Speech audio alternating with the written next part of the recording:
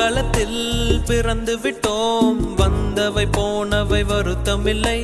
காட்டினிலே வாழ்கின்றோம், முட்களின் வழி ஒன்றும் மரணமில்லை. இருட்டினிலே நீ நடக்கையிலே உன் நிழலும் உன்னை விட்டு விலகிவிடும். நீ மட்டும் தான் இந்த உலகத்திலே உனக்கு துணை என்று விளங்கிவிடும். தீயோடு போகும் வரையில் தீராது இந்த தனிமை. கரை வரும் நேரம் பார்த்து கப்பலில் காத்திருப்போம். எரிமலை வந்தால் கூட